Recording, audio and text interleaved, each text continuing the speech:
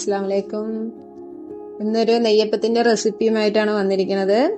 അതിന് വേണ്ട പച്ചരി 2 കിലോന് എടുത്തിട്ടുണ്ട്, 1 കിലോ ശർക്കര എടുത്തിട്ടുണ്ട്, ചെറിയൊരു ബൗളിന് തേങ്ങാക്കൊത്തുണ്ട്, ചെറിയൊരു ബൗളിന് ചോറ് എടുത്തിട്ടുണ്ട്, മൈദ എടുത്തിട്ടുണ്ട്, പിന്നെ പഞ്ചസാരയും ഏലക്കായും കൂടിയിട്ട് പൊടിച്ചെടുത്തിട്ടുണ്ട്. ഇതെല്ലാം എടുത്തിട്ട് അരച്ച് വെക്കണം. അരച്ച മാവിലേക്ക് നമ്മൾ തേങ്ങാക്കൊത്തിന് നെയ്യ് എടുത്തിട്ട് 2 സ്പൂൺ നെയ്യ് എടുത്തിട്ട് അതിൽ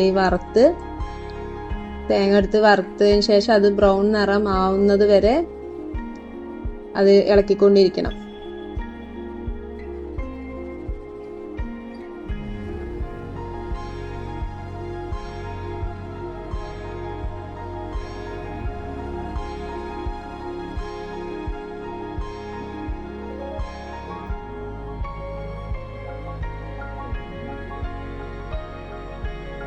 നമ്മൾ തേങ്ങാക്കൊത്തിന് 2 സ്പൂണ് നെയ്യിട്ടിട്ട് അതിലേക്ക് വറുത്ത് നല്ല ബ്രൗൺ നിറമാവുന്നവരെ വറുത്തെടുക്കണം.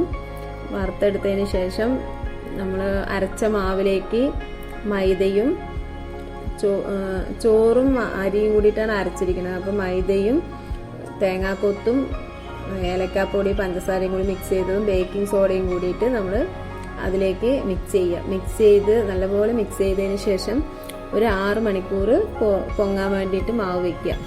6 മണിക്കൂർ കഴിയുമ്പോഴേക്കും തന്നെ അത്യാവശ്യം മാവ് പൊങ്ങിയിട്ടുണ്ടാവും. ആ മാവിന് നമ്മൾ സോഡാപ്പൊടിയൊക്കെ ഓപ്ഷണലാണ്, വേണമെങ്കിൽ യൂസ് ചെയ്യാം.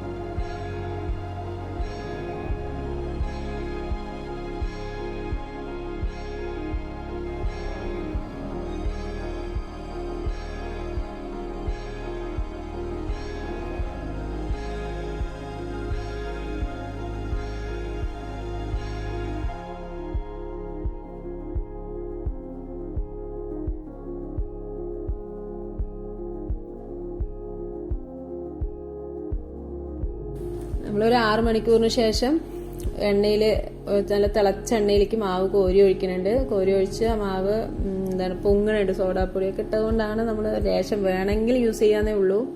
സോഡാപ്പൊടി നിർബന്ധമില്ല. മാവ് പുളിച്ചാൽ തന്നെ ഒന്ന് പൊങ്ങിയാൽ തന്നെ മാവ് പൊങ്ങി വരും എണ്ണയിൽ തിളയ്ക്കുമ്പോഴേക്കും. അങ്ങനെ നമ്മുടെ എണ്ണയിലപ്പം റെഡി ആയിട്ടുണ്ട്.